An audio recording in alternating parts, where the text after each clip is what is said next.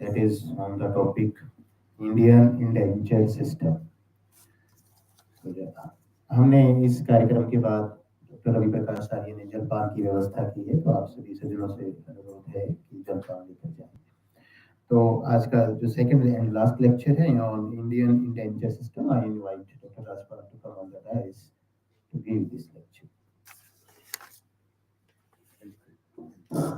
इस लेक्चर में डॉक्टर अश्विनी जी ये बताना चाहते हैं कि जो 150-200 वर्ष पहले भारतीय अलग स्थानों पर अंग्रेजों के द्वारा लेके जाए गए, कोई ब्रिटिश गयाना में, कोई सूरीनाम में, जमाइका में, फिजी में, मॉरिशस में, वहां पर भारतीय कैसे गए, उनकी क्या स्थिति है और उस सारा उसके इतिहास के बारे में ये बताएंगे। ये बहुत ही रोचक विषय है। समझता हूं कि आप लोगों को एक नया इसके बारे में जानकारी मिलेगी।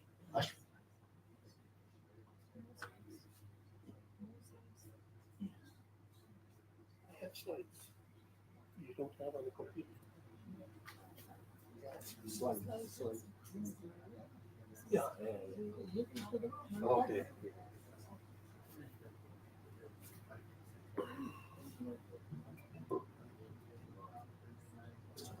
दूसरा लिंक जोड़ दिया ना इसमें? जी, दूसरा जोड़ दिया। भाई आप Okay. है ना? Okay. I'd like to start off by asking a question. Do I look like an Indian? Don't make the kurta influence your decision. No, you are Indian. No, the reason I'm asking that is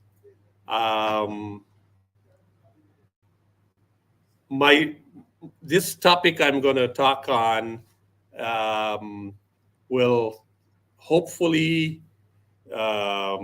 give you a better understanding of a certain part of Indian history that's not in the history books. It's not talked about in schools or universities and things like that. I have a friend who was the vice chancellor for Warda University. He asked me.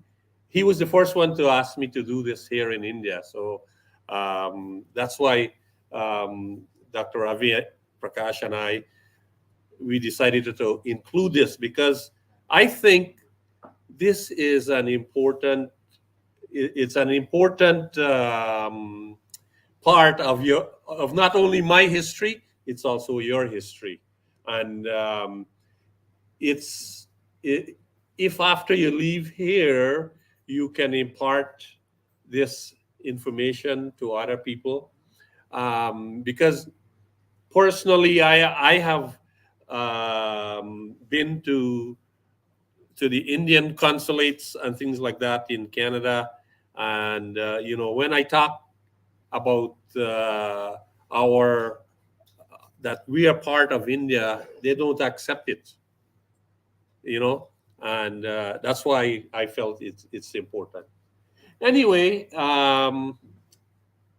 the period I'm talking about is 1828 to 1920, and during that time, a lot of Indians were recruited here in India, mainly from Bihar, from UP, from Andhra Pradesh, from Tamil Nadu, and taken to different colonies around the world. And I'll show you pretty well all those colonies that as we go along. Next. So, what influence? What situations and events prior to this period?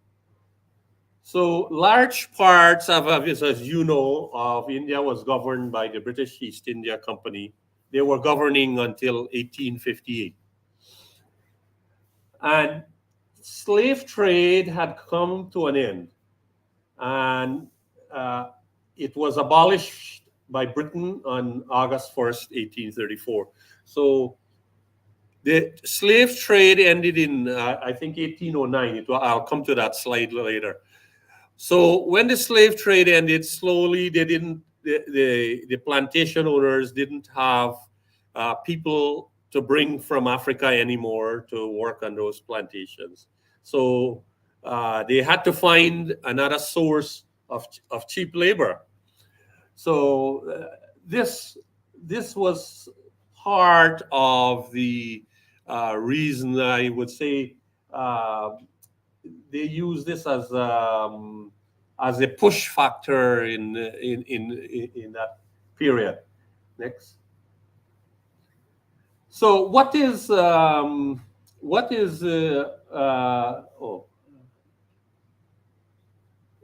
anyway, the Indian indenture system was a system of indenture, a form of debt bondage by which 1.5 million Indians were transported to various colonies of European powers to provide labor for mainly sugar plantations.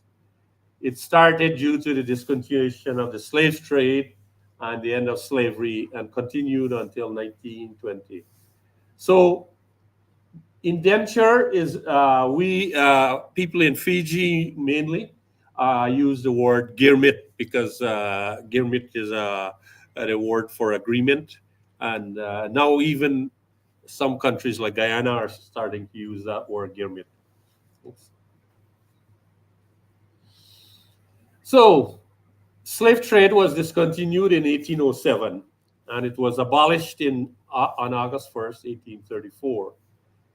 But they were given a 4-year period for them to learn new trades, new occupations, and things like that. So they were finally freed on August 1st, 1838.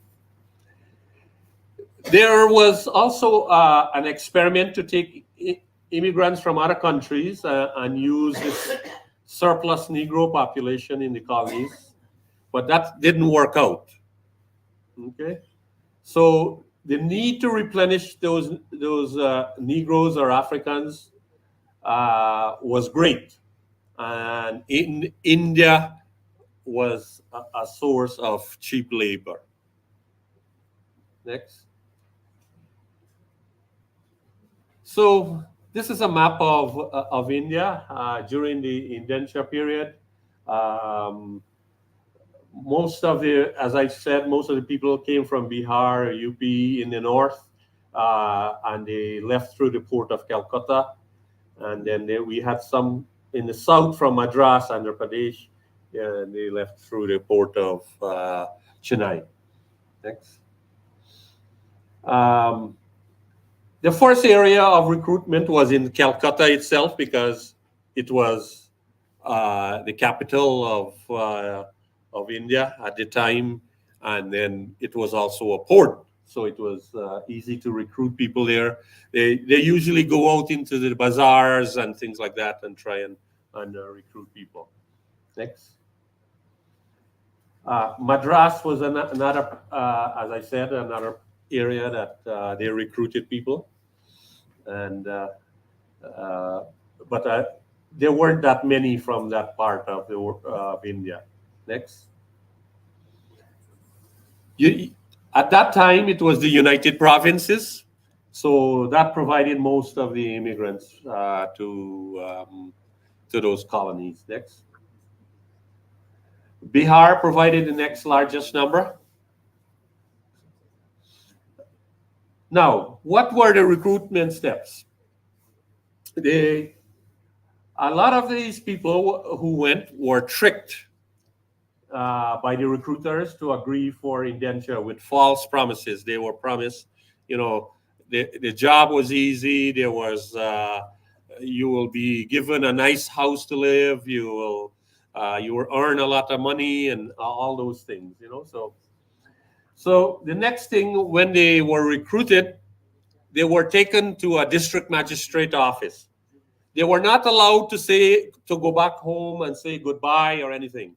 From the time they were recruited, they were taken to a sub depot, and when the district magistrate was in his office, they were taken into the district magistrate office, and they were asked to give their consent to go to the colony, either to and then after that they were taken to either Calcutta or Madras. Then they had to pass a medical examination prior to boarding the vessel, because if they didn't pass the medical examination, it's no use taking them to such a far place, because there would be no use as laborers there.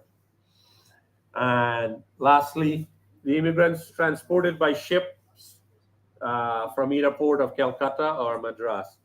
Keep in mind, those days there were sailing ships, so average time for those sailing ships were 4 months. Later on, steamships were used in the early 1900s. Steamships were used. It cut down the transportation time to 1 month. Okay, the first record that we have of Indian immigrants taken under the indenture system, they went to the island of Reunion. It was, at that time, it was known as Bourbon. It was a French territory, and the first arrivals into Reunion was on April 13, 1828. And they received a total of 120,000 Indians until the system ended. Next. After that, Mauritius their first arrivals was on November 2nd, 1834. And they took the largest number of Indians.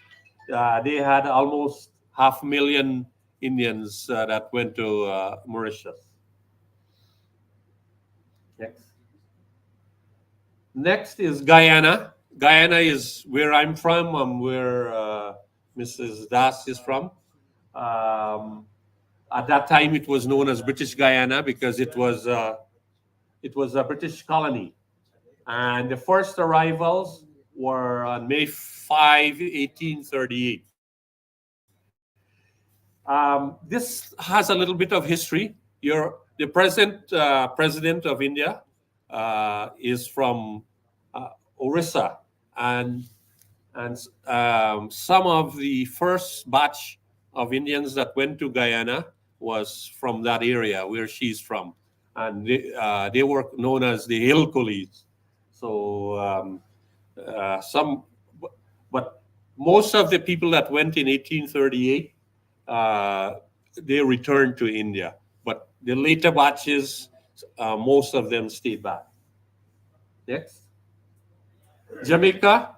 And you notice from Guyana had its first arrival in 1838. Jamaica had the first arrival in 1845.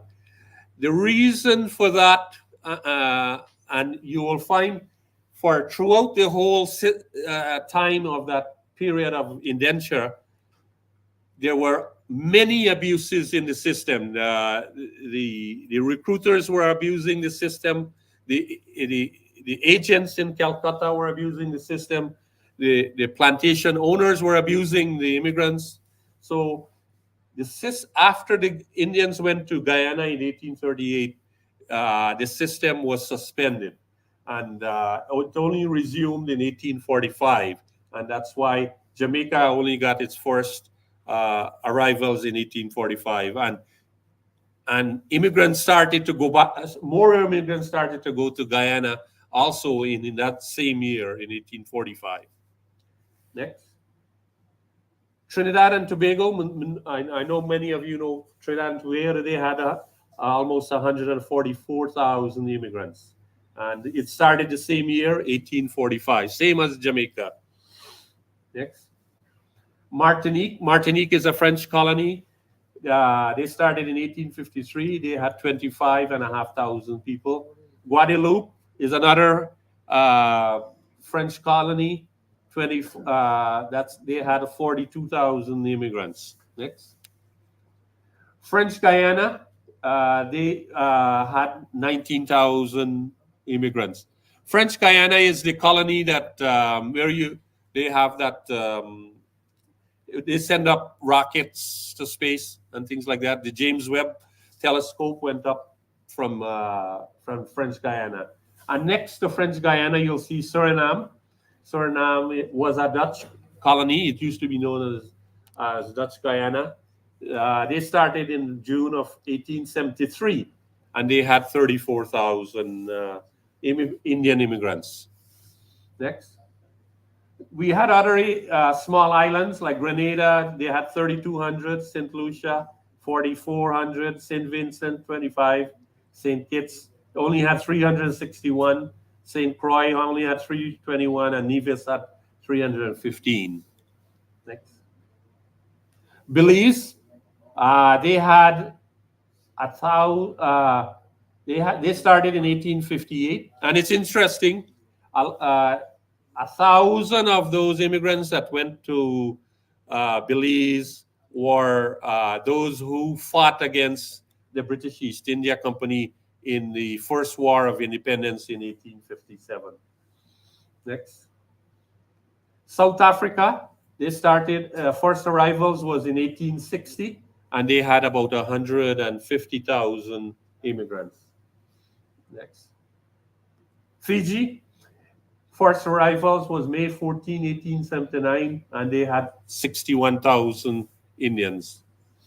Next. Seychelles, 1898, they had 6,300 Indian immigrants. Next. Okay, so how did they keep records of those people that left India to go to those colonies?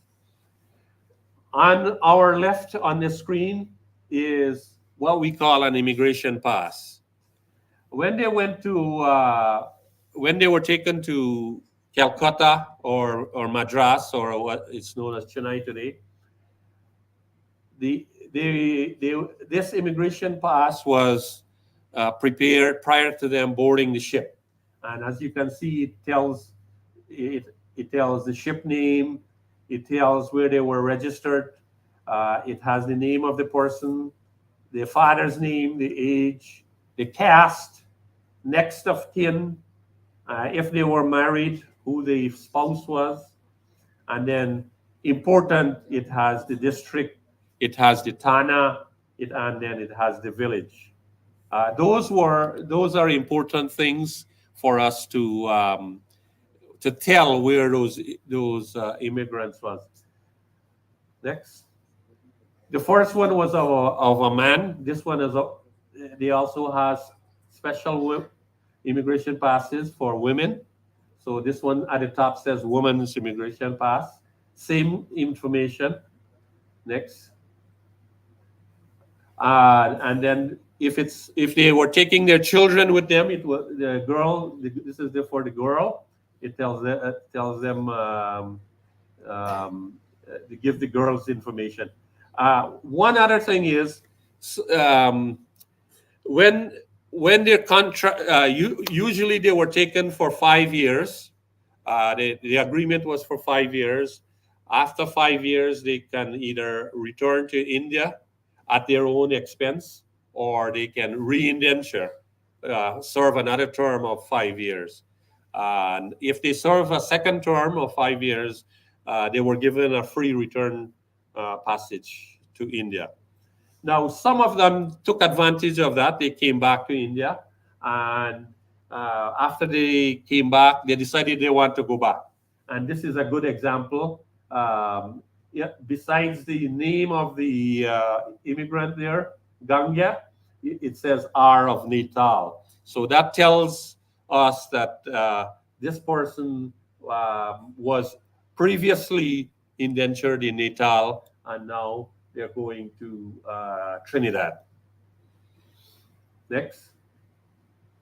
So what were some of the problems in the indenture system?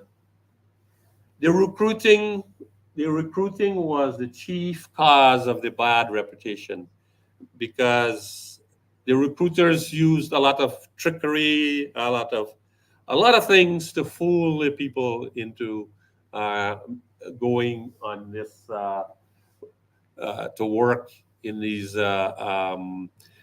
colonies. And keep in mind that most of those people that they recruited were people or laborers looking for work. And at that time, and even now, you have a lot of laborers moving from UP and Bihar looking for work. And it was the same during that period. You know, they were looking for work, so they believed these recruiters, and you know, they were sent to those colonies. The second one was inhumane conditions on the ships to the colonies. You know, when they chartered the ships, they put as many people on those ships as possible to make that voyage. You know, so the cost is less for those colonies, and you know, there weren't enough place on those ships for those people to make a 4-month voyage. You know, they were very cramped, and even in the colonies, the living conditions were terrible. They usually they were given a one room place to live, and you had to cook and sleep and everything in that one room. You know, so it was a system of manipulation, intimidation, and exploitation of human labor. As I said at the beginning, between 1838 1845. The system was suspended because of the abuses in the system. But even after 1845, the plantation owners, the recruiters, they still continued with the abuses. And the system was even suspended for short periods of time, even after that. Mental and physical violence were mercilessly used to increase productivity and raise the profitability of the planters. So, you know, if the planters were not satisfied with a day's work, a lot of times they would not pay them for that day, even though that person may have worked for half a day or whatever time he has worked. You know, the planters were, and also they can put them away in jail. They had a lot of influence with the police. They can put them away in jail and things like that. And one writer, Mr. Hugh Tinker, he described it as a new system of slavery. Next. These are some. I've listed some of the events that led to the abolishing of the indenture system. There was a Reverend Thomas Evans in Allahabad, now Prayagraj, found 10 women that were held as captives, and that was a trigger to make the authorities aware of some of the things going on. Reverend Andrews and W. Pearson visited Fiji in 1915 and reported about the deplorable conditions. And that was a major factor in the abolishment of it. There was also some women of India that went into to see the Viceroy and asking the indenture system be abolished, because by then a lot of news stories were coming back to India about the treatment of those Indian immigrants, and so these people became aware of it. And then a resolution was moved by Pandit Madan Mohan Malviya for abolishing of the indenture immigration, and it was accepted by the Viceroy, Lord Harding. And Reverend Andrews gave evidence about the immoral practices to E.S. Montagu, who was the to your Secretary of State for India, who brought an end to the system. Next. You can go to next. Yeah. So this is just another copy of the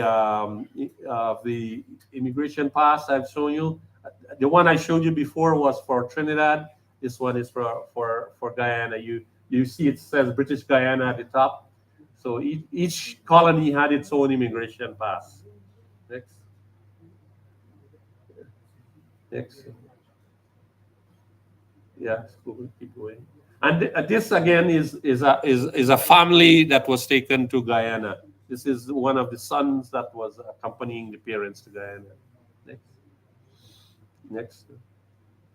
Okay, so I said initially that they were taken for 5 years, or they can after the 5 years they can renew the contract for another 5 years. But once they finished their contract, they were issued this certificate. It's an exemption for labor, and this just says that they have completed their indenture, and it can prevent. It could have prevented them from being sent to jail, or if they don't have this document, if they to prove that they finished their term. And I'm pleased to advise that one of the descendants of the immigrants that went to British Guyana is here today, Janarjanji. He is from Mau district, originally from Mau district in UP, and this is the document that we use to trace the immigration pass, and eventually to find him and his family. Next. Another document that we use to find information on those immigrants from India to the colonies is the old birth certificates, and in this one it has the father's name there, Chutkan, and it has his immigrant number and the ship name that he came on. So we were able to find the immigration pass from that birth certificate. Next. Also, another document that we can use is the register for married immigrants. It would have their immigrant number, and from that you can get the immigration pass. Next. Death certificate can also help us if it's the old types in the old days. This one has the immigrant number and the ship name and the year the person went to Guyana. Next.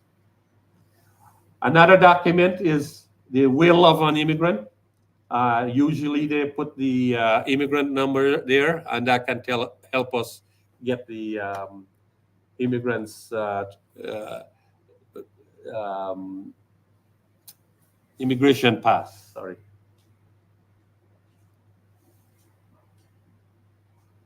And this is another document in Trinidad that they use at the archives to help is the plantation register. If you know the plantation that the immigrant went to, you can go to that register and get some information. Next.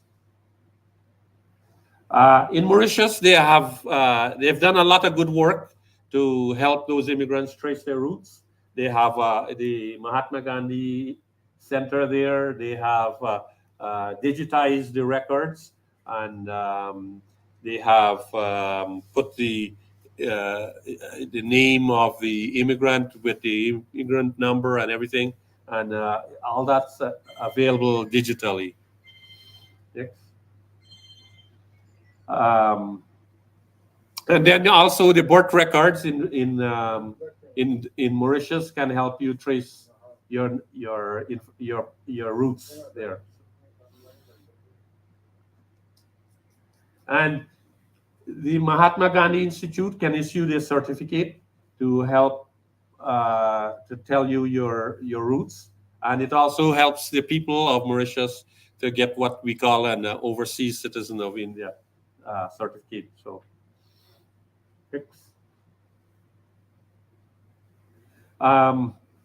this also, if the immigrants had any children in the colonies, this is part of the birth record that can help us do the trace as to the for the immigration pass. Next.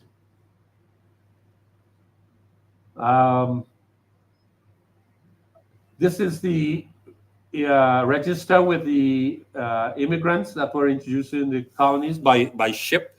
As each ship took immigrants into the colony, there was a register created, and they had the names and the father's name and the district they're from. So all that can help in tracing your roots.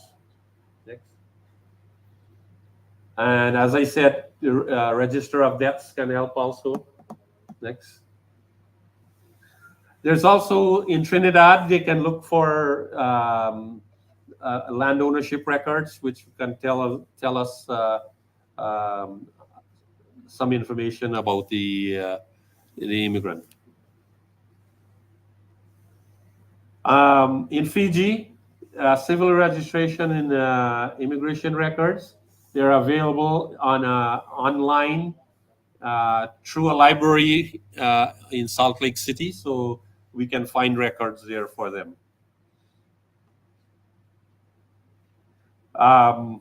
Unfortunately, in places like Guyana, this is what's happening to the records. They're starting to, because they're so old, they start to break apart and crumble. So we're losing some of those records in Guyana. Next. And as I mentioned, overseas citizen of India. Persons who can trace their roots to an Indian citizen, like a grandfather or a great-grandparent, we're eligible to become overseas citizens of India.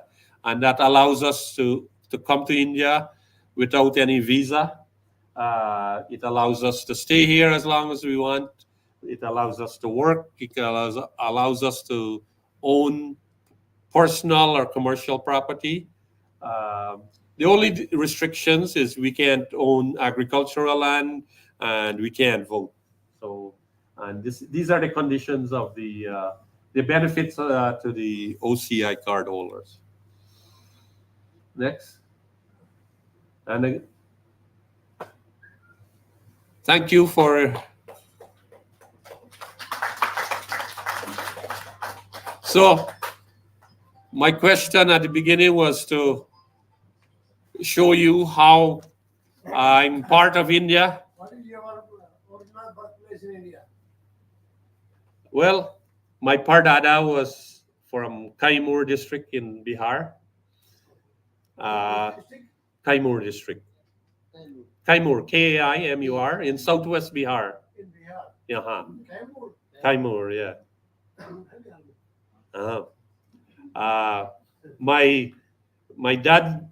My dad's nani is from Mao, besides Janardhan's village. Yeah, no, in UP. My dad's nana is from Dosa district in Rajasthan. Yes. So Shobha's Did a lot of research on this. yeah, Shobha's Aja or Dada is from Gorakhpur, and she has met her Parnana's family for the first time on this trip. She in Nainital. Yeah, and we had one friend that was with us. He returned last night. He went. His dada was from Redhowli in UP, so he went to visit them for the first time. So Thank you, sir.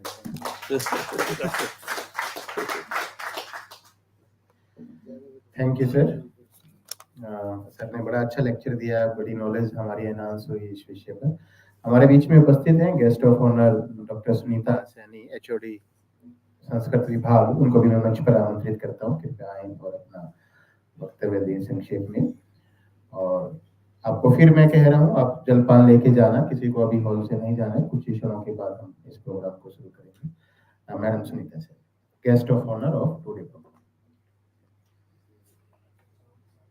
आदरणीय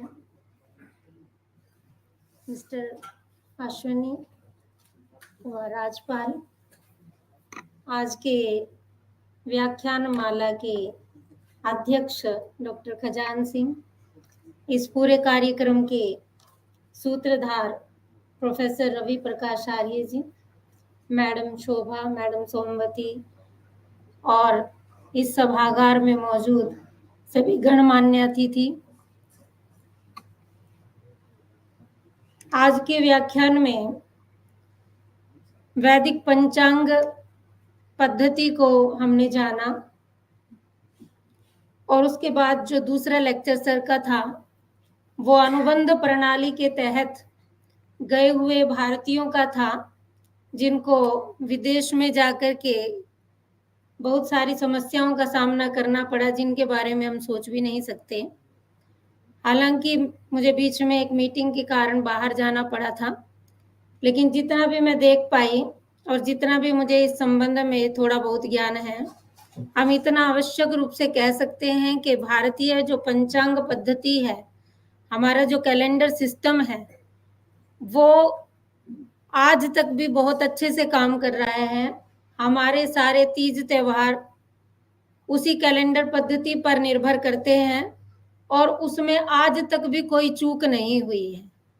जैसे ग्रहण होता है, सूर्य ग्रहण, चंद्र ग्रहण, तो scientist तो किसी प्रकार की मूवमेंट देखकर बताते होंगे, वो साइंस ने आज बहुत तरक्की की है, इसमें कोई संदेह नहीं है। परंतु हमारे उस पंचांग पद्धति के आधार पर, उस गणना के आधार पर आज भी हमारे जो एस्ट्रोलॉजर्स हैं, जो ज्योतिषी हैं, वो आज भी सही सटीक भविष्यवाणी कर देते हैं कि सूर्य ग्रहण कितने बजे लगेगा, कितने मिनट पर लगेगा, कितने सेकंड पर लगेगा और उसकी समाप्ति कब होगी। तो बिना किसी साइंटिफिक उपकरण के केवल गणना के आधार पर आज तक वो पद्धति ठीक काम कर रही है और उसी के आधार पर हम अपने सारे पर्व, तीज, त्योहार मनाते हैं। तो ये हमारी वैदिक कैलेंडर की सफलता का प्रमाण है कि हम सेकंड की चूक भी आज तक उस पद्धति में नहीं हो पाई। और उसके आधार, जैसे आप महाभारत में आपने प्रसंग सुना होगा भीष्म का, कि उनको तीर लगने के बाद भी क्योंकि इच्छा मृत्यु का वरदान था उनको कहानी के अनुसार, और उन्होंने ये इच्छा जताई थी कि वो उत्तरायण में जब सूर्य आ जाएगा तभी वो मृत्यु को प्राप्त होना चाहेंगे, ऐसी उनकी इच्छा थी। तो उनको उस समय में महाभारत, जो हजारों हजार साल पुराना है, और अगर हम पाश्चात्य विद्वानों की भी मानते हैं तो भी वो या जो सुक्तंकर थे जिन्होंने इसका क्रिटिकल एडिशन तैयार किया था, उन लोगों ने भी इसको 3109 साल पूर्व मतलब आज से 3000 से लेके 5000 साल तक का समय तो उन्होंने भी माना ही है कि महाभारत के युद्ध का हुआ होगा। तो हम 5000 भी मान लेते हैं तो भी आप इस साल तक का आप देखो कि उत्तरायण और दक्षिणायन, और उससे पहले वैदिक परंपरा में, रामायण में ये पूरा तथ्य था कि सूर्य 2 पाद से होकर गुजरता है, उत्तरायण से भी और दक्षिणायन से। और उत्तरायण में क्या होता है, सूर्य का कौन सा हिस्सा पृथ्वी से कितना दूर रहता है, ये सब पद्धतियां हमारी आज भी काम कर रही है। हालांकि ज्योतिष आज भी ज्योतिष का जो विद्या है वो आज भी हमारे समाज में विभिन्न रूपों में है। तो उसका जो गणित ज्योतिष का पोर्शन है वो बहुत साइंटिफिक है और विभिन्न विद्यालयों, महाविद्यालयों और यूनिवर्सिटीज में पढ़ाया जाता है और आज भी काम करता है। हम क्योंकि अब ग्लोबल होने का युग है, तो ये ठीक बात है कि हम अंग्रेजी कैलेंडर को प्राथमिकता देते हैं अपने सभी क्रियाकलापों में, लेकिन आज भी जब सांस्कृतिक कार्यक्रमों के आयोजन की बात होती है, किसी महान व्यक्ति के जन्म और पुण्यतिथि की बात होती है, या किसी और प्रकार से दिवाली इत्यादि फेस्टिवल की बात होती है, ऋतु के जो त्योहार होते हैं उनकी बात होती है, तो आज भी देखो कितने सही तरीके से अगर हमारे कैलेंडर में होली जो है, आपने देखा होगा कभी फरवरी में आ जाती है, कभी मार्च में आती है, लेकिन आप नोटिस करेंगे कि जब वो किसी भी टाइम में आए, फरवरी या मार्च में, मौसम का प्रभाव वही रहता है जो होली के दिनों में रहता, मतलब थोड़ा थोड़ा सा ही सर्दी आनी शुरू होती है, चाहे वो फरवरी में पड़ जाए या मार्च में पड़ जाए। तो हमारा कैलेंडर ज्यादा अनुकूल है। ये सब हम अपने रोजमर्रा के जीवन में देखते हैं। सर ने बहुत अच्छा लेक्चर दिया, और रवि प्रकाश जी का बहुत हार्दिक आभार कि उन्होंने संस्कृत डिपार्टमेंट के लोगों को इसमें सम्मिलित किया। मुझे थोड़ी सी कमी महसूस हुई कि मुझे बीच में उठ के जाना पड़ा, पर वो मेरे पद के साथ लगी हुई जिम्मेवारी थी जिसको मुझे वहन करना था। आपका बहुत बहुत आभार, धन्यवाद।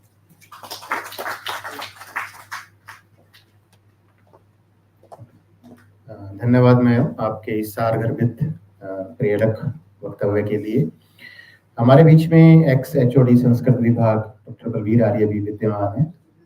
एक्स एचओडी तो मैं आपको आमंत्रित करता हूँ, कृपया आप भी मंच पर आए, संक्षेप वार्ता।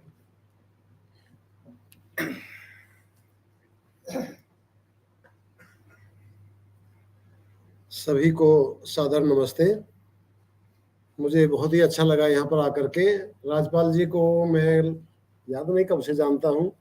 आर्य महासम्मेलन अमेरिका में होते थे तो शायद सबसे पहले वैंकूवर टोरंटो में मिले थे हम, उसके बाद ह्यूस्टन में मिले थे और कई जगह मिलते रहे। तो वहाँ पर क्योंकि मैं अंग्रेजी नहीं जानता था, गुरुकुल झज्जर में पढ़ने के कारण से हमारा इंग्लिश मीडियम बिल्कुल नहीं था, इंग्लिश बता ही नहीं कुछ भी, और आप हिंदी नहीं जानते थे, लेकिन फिर भी हम एक दूसरे से बात करते रहते थे और मुझे लगता था कि ये बहुत ही चिंतनशील व्यक्ति हैं। तो थोड़ी थोड़ी मैंने भी अंग्रेजी सीख ली और इन्होंने भी हिंदी अब समझने लगे हैं, तो हमारा कम्युनिकेशन बहुत अच्छी तरह से हो जाता है। मुझे जब पता लगा कि कल ही मैं गाड़ी के पास गाड़ी को बैक कर रहा था तो आप मिले तो बड़ी खुशी हुई। तो मैंने कहा मैं क्षमा चाहूँगा कि आ नहीं पाऊंगा क्योंकि मेरे पीरियड होते हैं पढ़ाने के लिए, लेकिन एकदम एचओडी ने कहा कि नहीं हम सब बच्चे चलेंगे, तो फिर मुझे भी अवसर मिल गया और मैं समझता हूँ कि मेरा सौभाग्य है। और बहुत ही अच्छा लेक्चर उन्होंने यहाँ पर दिया और हम इस बात को मानते हैं, बड़े डिस्कशन होते हैं हमारी, और हमारे यहाँ भी कुछ व्यक्ति हमारे डिपार्टमेंट से रिटायर्ड हैं, वो बिलीव ही नहीं करते इंडियन सिस्टम पे किसी पर भी, और वो एकदम कहते हैं नहीं मूर्ख थे, ऋषि कुछ नहीं जानते थे। मैं कहता हूँ कि इतना बड़ा सिस्टम जो आज भी वो 2 साल पहले बता देते हैं कि इस सन में यहाँ पर सूर्य ग्रहण इस तारीख को लगेगा, इस टाइम पर लगेगा। मैंने कहा ये क्या चीज है? कहते तुक्के मारते, मैं तुक्के कहाँ मारते हो, तो उसी समय लगता है, सूरज ग्रहण उसी समय होता है। तो इस सिस्टम को तो हम मानते हैं। एक थोड़ी सी शंका ये रहती है कि जो आधुनिक साइंटिस्ट, जैसे वो आज काफी क्लियर हो गया है, आधुनिक साइंटिस्ट जो रिसर्च कर रहे हैं ना, धरती की आयु इतनी है, पृथ्वी की आयु इतनी है, डीएनए है, ये सारा सिस्टम करके, और जो हमारी कैलकुलेशन है, तो इन्होंने कहा कि भाई इस तरह से कैलकुलेशन है, रामायण में ये 4 दांत हाथी का वर्णन है, ये तो इसका मुझे कम नॉलेज थी रामायण का, क्योंकि मैंने पूरा नहीं पढ़ा है, मैं वेद का विद्यार्थी हूँ, तो इससे काफी कुछ लगा। और मैं सोचता हूँ कि यदि हम इस पर परिश्रम करें, जो रवि प्रकाश ने शुरुआत की थी और राजपाल जी ने उसको और ज्यादा बढ़ाया आगे, तो हम दुनिया को देखो, दुनिया तो आती है चमत्कार को नमस्कार करती है। जब हम ही अपनी चीज को नहीं बताएंगे, जब हमने अपने साहित्य में ये सारा का सारा पढ़ा दिया कि हम बंदरों से पैदा हुए थे, तो मुझे एक जोक याद आ गया, थोड़ा आप भी बोर हो गए होंगे। एक टीचर पढ़ा रहा था बच्चों को, प्राइमरी के बच्चों को, और वो एक टीचर कहने लगा, वो अंग्रेज का प्रभाव था, कहना बच्चों तुम्हें पता हमारे पूर्वज जो हैं वो बंदर थे। एक बच्चा बोले जी आप क्यों? हमारे तो चौधरी थे। तो ये बात हमें सिद्ध करनी पड़ेगी, हम चौधरी थे, हम बंदर नहीं थे, तो इसको तो हमारी जिम्मेदारी है। तो वो जिम्मेदारी आप निभा रहे हैं, तो मैं आपको नमन करता हूँ, दोनों विद्वानों को, और मैं आशा करता हूँ कि हमारे बीच से कुछ और विद्यार्थी इंटरेस्ट लेके आएंगे और वो इस विद्या को और आगे बढ़ाएंगे।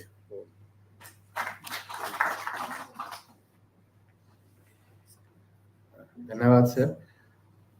हमारी जो भारतीय संस्कृति में जो बातें हैं, प्राचीन इतिहास में जो बातें हैं, वो वैसे ही नहीं है। अगर महाभारत में देखें, हम कहें कि संजय के पास दिव्य दृष्टि थी, अगर आज से 100 साल पहले कहते तो कहते कपोल कल्पना है, लेकिन आज जब साइंस का आविष्कार हुआ तो हम मानते हैं कि हम बैठे बैठे जब लाइव अमेरिका से देख सकते हैं तो वाकई में हो सकती है।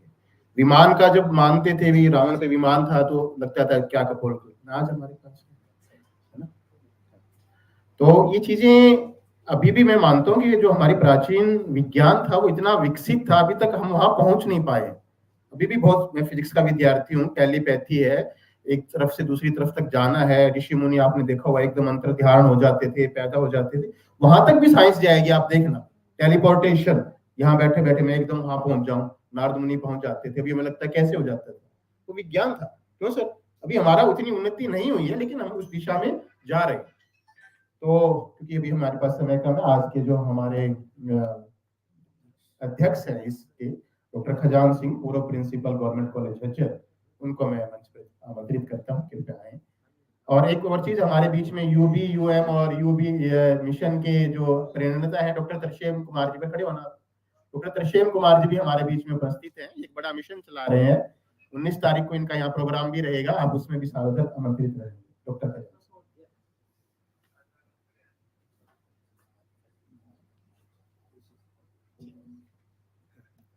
Worthy Mr. Rajpal, a renowned scholar of Canada, Mrs.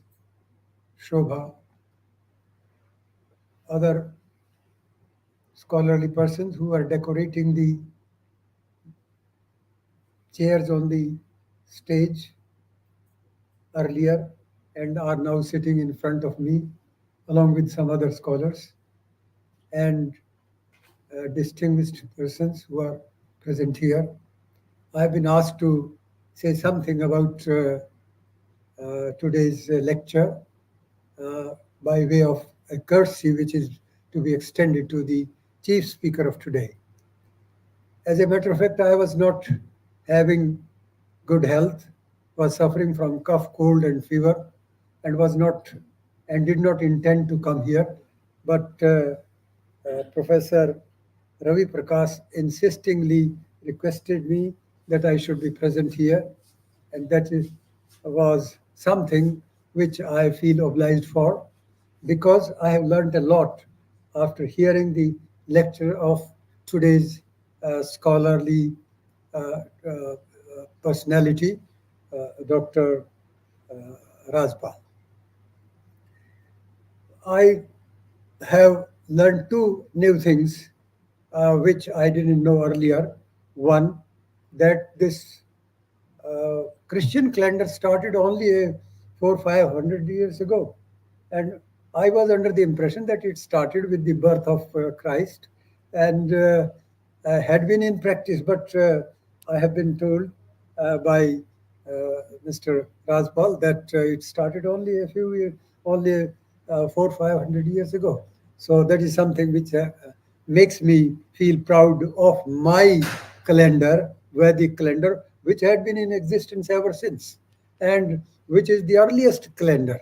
So there are many more points which I was able to note, as you also might have noted.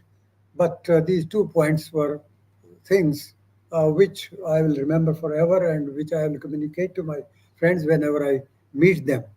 I am very thankful to the people who have attended this lecture, the distinguished persons who have attended this lecture, and very, very thankful to Mr. Rajpal for having given us something which I would have missed if I had not attended this lecture. Thank you very much.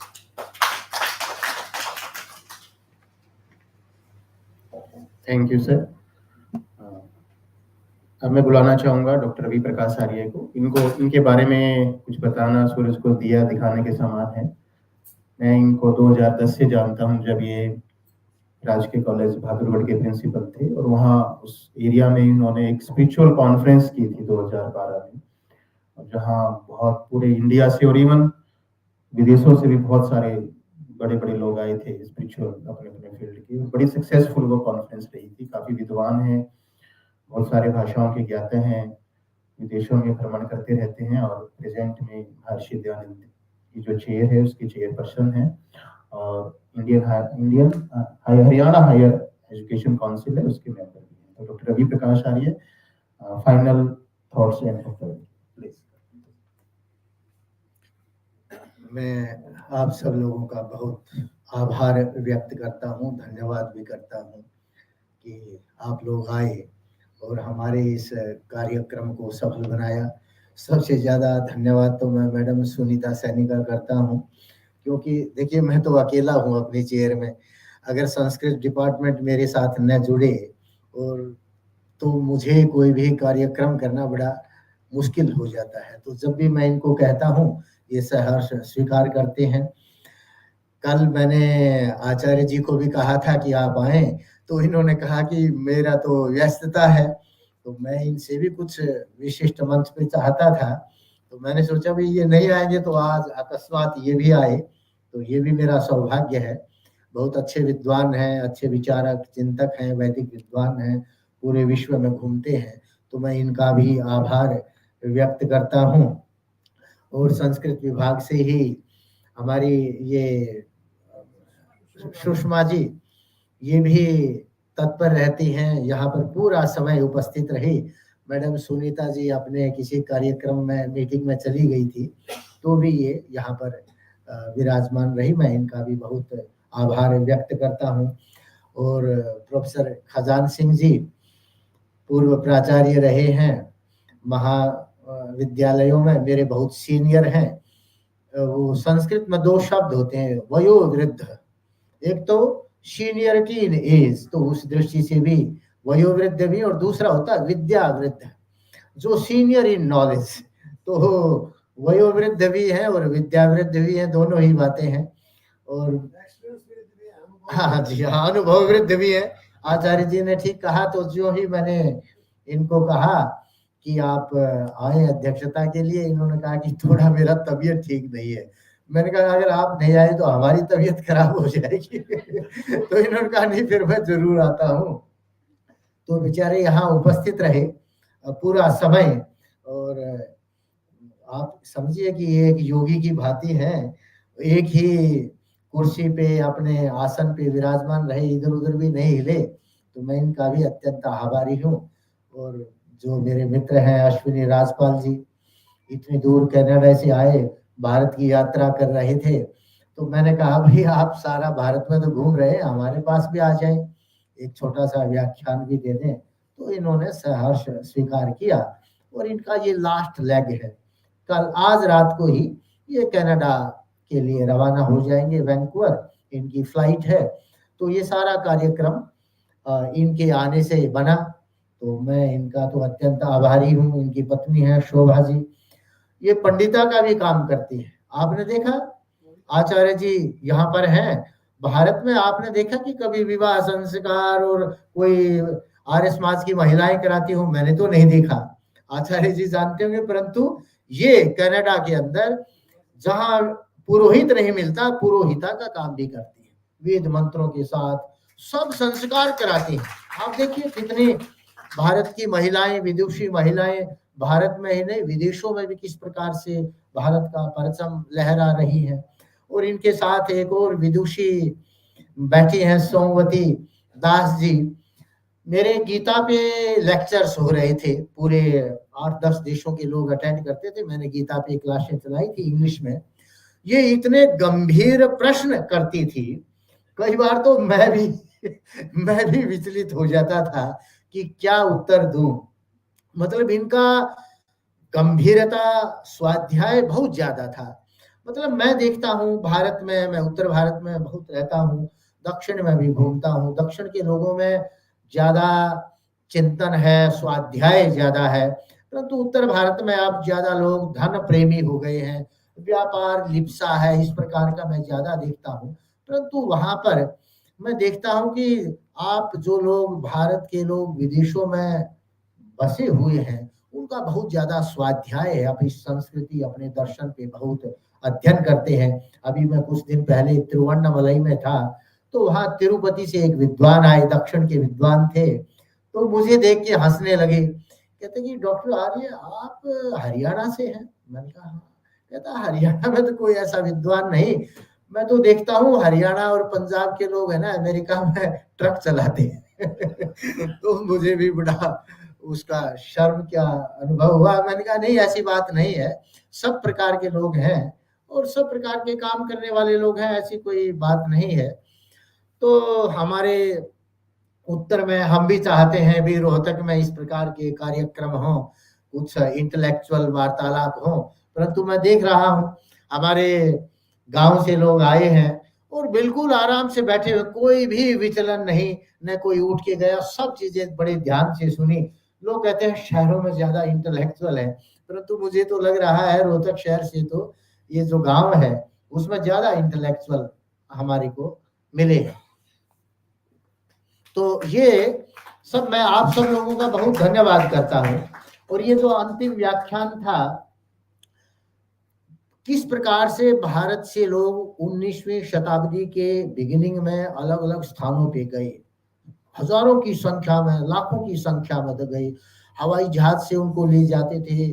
मैंने वो कहानी भी सुनी है जब मैं British Guyana में, Trinidad में, सूरीनाम के देशों का मैं भ्रमण कर रहा था, तो वहां लोगों ने बताया कि आधे लोग तो हवाई जहाज में मर जाते थे, 3-3 महीने लगते थे जब कलकत्ता से, हाँ सॉरी हवाई जहाज नहीं, समुद्री जहाज, वो गलती से निकल गया। तो 3-3 महीने लगते थे जब शिप जो था, समुद्री जहाज कलकत्ता से चलता था, मद्रास से जाता था, तो लोग मर जाते थे कितने लोग, सी सिकनेस होने लगती थी। और जो बचे हुए पहुंचते थे उनके साथ भी अत्याचार होते थे, उनको पता नहीं था। सूरीनाम के लोगों ने बताया कि हमें बताया गया कि श्री राम के देश में हम जाएंगे, तो उन लोगों को पता नहीं था, इतनी शिक्षा नहीं थी। उन्होंने सोचा कि अच्छा श्री राम का देश तो भाई अयोध्या थी वो नगरी, उन्होंने सोचा कि श्री राम के देश जाएंगे, और वो देश सूरीनाम था। तो वो वहां पर पहुंचे, उन्होंने देखा कि यहाँ तो सब कुछ अलग चीजें हैं, यहाँ तो कोई श्री राम का देश नहीं, वो सब कटवा के जंगलों को साफ करा रहे हैं और भाई खेती कराने के लिए, क्योंकि वो टापू थे, अंग्रेज सब वहां पर बंधक बना के लोगों को ले गए बहका के, और साफ सफाई की, कृषि का काम कराने लगे, किसी से खेती का काम करा रहे थे। तो इस प्रकार के हमारे लोगों को भी उसमें उन्होंने बंधक बना लिया, जैसे वो पहले काले लोगों को कर रहे थे। काले लोगों को बंधक बना के ये जो यूरोप के लोग थे, पूरे अमेरिका का विकास, जितनी सड़कें, जितना विकास अमेरिका में हुआ, सब इन ब्लैक्स लोगों को लेके आए। गुलामी थी उस समय, अब्राहम लिंकन के बारे में हम समझते हैं। और हमारे लोगों को जब वो दासता का पीरियड समाप्त हुआ, तो यहाँ से जितने उनके देश थे वहां से वो बंधक बना के लेके गए। लोगों ने मुझे ये बताया, सूरीनाम के अंदर दाह संस्कार कराने का अधिकार नहीं था, भारतीयों को दफनाना पड़ता था जैसे दूसरे लोगों को। बहुत ज्यादा समय में जाके लोग बड़ा संघर्ष करते रहे। अंत में एक सूरीनाम के मिनिस्टर की, बहुत बड़ा नेता था, उसकी मृत्यु हुई। तो उसकी पत्नी के माध्यम से लोगों ने कहा भी राष्ट्रपति आएगा और आपसे पूछेगा कि बताइए आपको क्या चाहिए। तो उसकी पत्नी से जब राष्ट्रपति ने ये कहा, तो उसने कहा कि मैं चाहती हूं मेरे पति का दाह संस्कार भारतीय पद्धति से हो, हिंदू पद्धति से हो। तो राष्ट्रपति को स्वीकार करना पड़ा। और फिर कहते हैं कि जो पहला पंडित था दाह संस्कार कराने वाला, वो गयाना से गया, क्योंकि सूरीनाम के तो जो भारतीय पुरोहित थे, पंडित थे, वो तो जानते ही नहीं थे कि दाह संस्कार कैसे होगा। तो लोगों में बड़ी एकदम वो बना, चाव बना कि भाई आज तो पहली बार दाह संस्कार होगा। और पंडित गयाना से गया, लाखों की संख्या में वहां लोग जुटे और पहली बार दाह संस्कार की अनुमति मिली। मैं ब्रिटिश ऐसे ही उस गयाना में गया, ट्रिनिडाड टबैगो में। वहां मुझे एक आदमी की कहानी का पता लगा। ट्रिनिडाड टबैगो में जो वहां के ये शासक थे, ब्रिटिश शासक थे, वो भारतीयों को मंदिर बनाने का अधिकार नहीं देते थे। बहुत लोगों ने प्रयत्न किया। तो एक व्यक्ति था, उसको अंत में कहा गया कि नहीं, आप जमीन पे कोई मंदिर नहीं बना सकते। उसने कहा ठीक है, मैं समुद्र में तो बना सकता हूँ। उसने कहा हाँ, समुद्र में आप बना सकते हो। मैंने उस मंदिर को देखा, वो समुद्र के अंदर सैकड़ों मीटर अंदर जाके अपनी साइकिल से मिट्टी ढोता रहा। आप सोचे 10 वर्ष लगे साइकिल से मिट्टी समुद्र में ढोता ढोता, और काफी अंदर जाके उसने एक जगह बनाई, उसमें वहां पर उसने मंदिर बनाया। तो ऐसे ऐसे लोगों ने बड़ा भारी, जो भारत से बाहर गए, बड़ा परिश्रम और संघर्ष किया, परंतु आज स्थिति बदली हुई है। मैं जब पहली बार ब्रिटिश गयाना गया तो वहां का राष्ट्रपति भरत जगदेव भारतीय मूल का। जब मैं ब्रिटिश सूरीनाम में गया तो वहां का उपराष्ट्रपति भारतीय मूल का, और आज वहां का राष्ट्रपति भी भारतीय मूल का है। जब मैं ट्रिनिडाड टबैगो गया तो वहां का राष्ट्रपति भारतीय मूल का, फिजी का राष्ट्रपति भारतीय मूल का, मॉरिशस का राष्ट्रपति आर्य भारतीय मूल का। बार बार आप देखें, अब तो इतना भारत का यशोगान इस भारत भूमि का हो रहा है, चारों तरफ भारत मूल के लोग राष्ट्रपति उपराष्ट्रपति बन रहे हैं। तो कितना संघर्ष भारतीयों ने किया, जीरो से बन के हीरो तक पहुंचे। तो ये जो कथा सारी जो पूरा अश्विनी जी ने बताया, तो ये भारतीयों के संघर्ष की गाथा है जो सुनने को मिलती है अलग अलग भागों पे। तो आप सब लोग आए, मैं आप सब लोगों का अत्यंत आभारी हूँ। ये प्रवीण फिजिक्स के प्रोफेसर है मेरे साथ, जब मैं वहां पर गवर्नमेंट कॉलेज बहादुरगढ़ में था तो फिजिक्स के प्रोफेसर थे ये, और ये बहुत ही अध्यवसायी, बड़ा विज्ञान का अच्छा छात्र रहा, और हर समय वहां भी मेरे को हेल्प करते थे। आजकल ये यहाँ गवर्नमेंट कॉलेज में है, NRS कॉलेज है, उसमें है। तो मैंने कहा भाई आप आना और ये सब संभालना, तो ये तुरंत मेरे पास आए। और ऐसे ही एक हमारे अध्यापक, इनसे एक नया संयोग हुआ है, सुरेश कुमार जी, ये जाट कॉलेज में जूलॉजी के हैं, जूलॉजी पे बड़ा काम कर रहे हैं। तो ऐसे प्रेरणादायक सब लोग हैं। और हमारे मित्र, शायद बहादुरगढ़ से ही हमारी मित्रता हुई थी, तरसीम जी, ये डिवाइन फोर्स 1 2 3 इन्होंने बना रखा है। आजकल इन्होंने अभियान चलाया है कि ये जो पूरी दुनिया में दरिंदगी हो रही है, युद्ध हो रही है, इसको रोका जाना चाहिए। और इसके लिए इन्होंने 3 फार्मूले बनाए हैं। कहते हैं कि यूनिवर्सल ब्रदरहुड होनी चाहिए, और जितने बड़े बड़े ये स्पिरिचुअल मास्टर्स हैं इनको भी यूनाइट होना पड़ेगा, और यूनिवर्सल डिसआर्मामेंट हो, पूरी दुनिया में निशस्त्रीकरण होना चाहिए, तभी इस पृथ्वी पर मनुष्यों का जीवन रह सकता है। तो इस विषय पे हम 19 तारीख को इसी सभागार में संडे को एक और चर्चा करेंगे, और उससे पहले 15 तारीख को भी भारत का जो कंट्रीब्यूशन है मैथमेटिक्स में, उसमें भी एक बड़ा विशिष्ट व्याख्यान होगा। एक दक्षिण भारत के अंतर्राष्ट्रीय मैथमेटिशियन श्री रवि कुमार अय्यर आएंगे, वो संघ के भी अंतर्राष्ट्रीय प्रचारक हैं। तो काफी बार उन्होंने मुझे कहा कि मैं आपके समक्ष एक मैथमेटिक्स पे चर्चा करना चाहता हूँ, व्याख्यान देना चाहता हूँ। तो वो दिल्ली आ रहे हैं, उनका मैसेज आया, तो मैंने कहा आप आइए, फिर हम प्रयत्न करेंगे। आप सब लोगों से मैं गुजारिश करता हूँ कि 15 को और 19 को भी आए। और एक बड़े जर्मन विद्वान भी इस समय भारत की यात्रा पे है, उल्रिख बेर्ग। आर्य समाज के लोग यज्ञ की बड़ी बात करते हैं, और वह विद्वान, उसने यज्ञ पे बहुत बड़ा अनुसंधान किया है कि यज्ञ से किस प्रकार से वातावरण पे फिजिकली केमिकली उसके क्या क्या प्रभाव है। वो भी मेरे को समय देने वाले हैं। तो यज्ञ की वैज्ञानिकता पे भी उल्रिख बेर्ग के लिए मैं एक समय दूंगा, और आप लोगों को पुनः उसमें आमंत्रित करूंगा।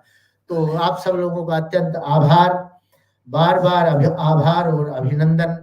आप आए, आपने हमारा उत्साह बढ़ाया, और हमारे जो मुख्य वक्ता थे उनका भी उत्साहवर्धन किया। और इसके बाद आप सब लोग चलेंगे, चाय पान की एक व्यवस्था है, आप लोग वहां पर आए। धन्यवाद।